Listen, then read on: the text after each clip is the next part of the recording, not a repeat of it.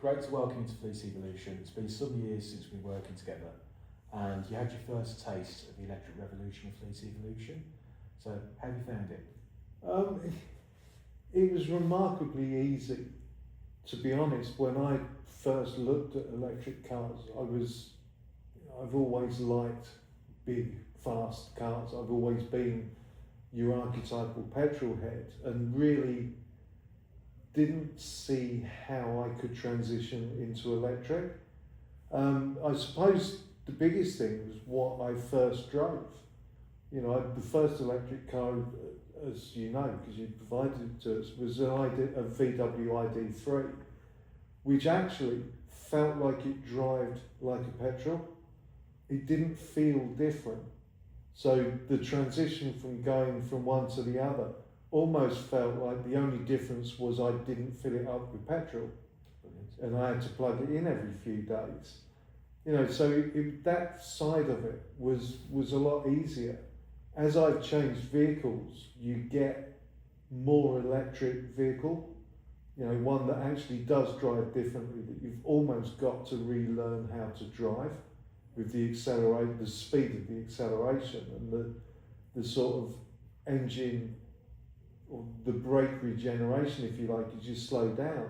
So there's foibles that come in, but by going in with an ID3 first, it didn't feel like I was suddenly driving something different, which was great. And now, you know, I love what I drive now.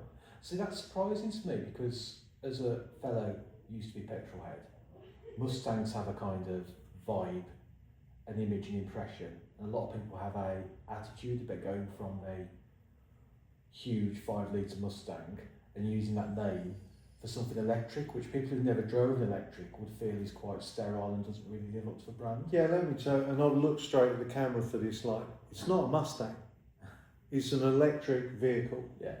And as long as, yes, it's got the name, yes, it's got the pony on the front, but it isn't a Mustang. And I didn't take it because it's a Mustang. You know, there's room to put the dog in the back. There's loads of room for luggage and passengers. It's actually got quite a good range. And it's a nice, big-ish SUV type car. And you know, I drove, as you know, I drove a few SUVs, diesel SUVs, and it's easier to drive than those. It's off-road capability. To be honest, I just drive it over wet grass on fields. So it's not been properly off-road, but it holds the road, it holds the grass, it doesn't get bogged down, and it's actually quite efficient. Brilliant. I think the only one concern I remember I had, because I delivered your first car to you, kind of maybe 5 years ago, that kind of time, was the fact that you didn't have a charge point. And of course you're in Cornwall, which is beautiful, but not, at the time, not the best charging infrastructure. It's improved a lot. So no, there are alleged to be nearly as many charging points now as petrol stations. Yeah. But a lot of them are slower. You know, the ones you get in supermarkets, by the time you've done your shopping, you're lucky if you've got a couple of miles out of them. But I just use the standard trickle charger.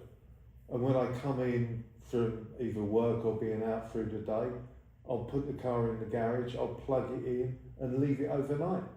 And it almost looks after itself. It will just charge slowly, much slower than having a charge unit. But you're not going to go out at 2 o'clock in the morning anyway. So what difference does it matter if it's charging at 20 kilowatts or at 5? Yeah. You know, it doesn't really matter, because when you get up in the morning, it's got enough miles to do what you need to do in it. Yeah. And it's far cheaper.